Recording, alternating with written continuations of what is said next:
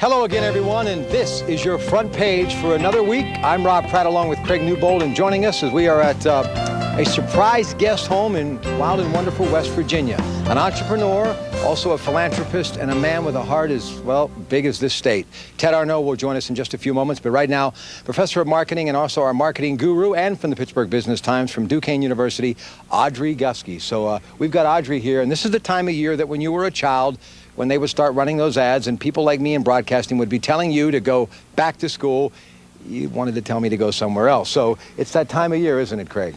It is. It's a little different attire these days than I think you and I were accustomed to, though. So absolutely, and a lot more expensive, too. Yeah, well, I can't figure that part out. It doesn't look like it should be, but I guess especially when you have to pay for holes.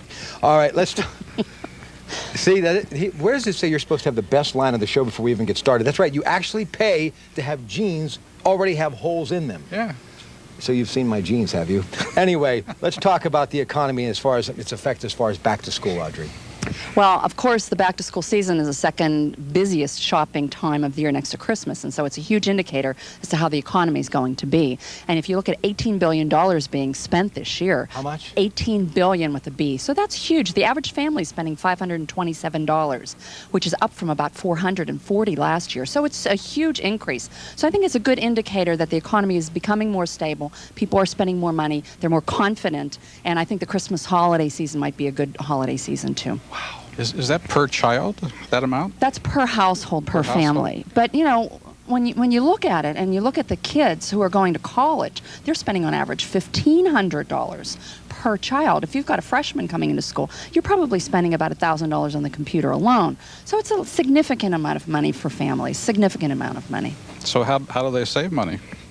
Well, they obviously... are trying to budget, and they've been trying to save throughout the years. My advice to parents is always, shop the bargains, go to the discount stores. There's a lot of ways. Even consignment stores are a good way. If your kids are growing, and they're growing very quickly and outgrowing a lot of the things, you may not want to spend tremendous amounts of money on clothes, and hand-me-downs from older brothers and sisters always work. So what are these retailers doing to lure people like me, parents, into the store? Oh, they've been trying, as you probably know, Rob, since like July to try to get us into the stores because they figure the sooner we start shopping, the more we're going to spend, which is always the case. And so people have been shopping for quite a while, but the weather has been hot, so that tends to keep people away from the stores. But, no more time to waste because schools are starting very soon, if they haven't already. And so what they're going to be doing is bargain sales, discounts, coupons, trying to get us in the stores. It amazes me, though, that that's the second biggest shopping season. I never would have guessed that. If there had been a list of 10, that would have probably been at the bottom of my list. Yeah. It actually is behind Christmas? Christmas is about half, 50 to 70% Really? of all sales, and back to school is probably another 20% of it. So the significant amount of money is being spent from August and September, and then once again the last quarter through December. It's a huge, huge season. People a lot of times are not just buying school items for the kids, but as I said, if you got kids going to college, they're buying furniture and all those types of things too. And so electronics is a huge thing. If you look at the average freshman moving into college now, I went with a hot pot and a curling iron.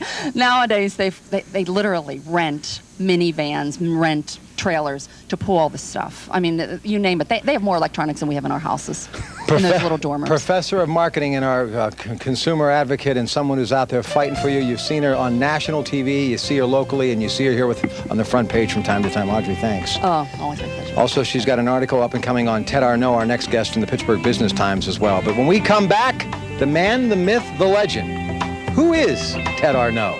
Try to figure it out when we get back.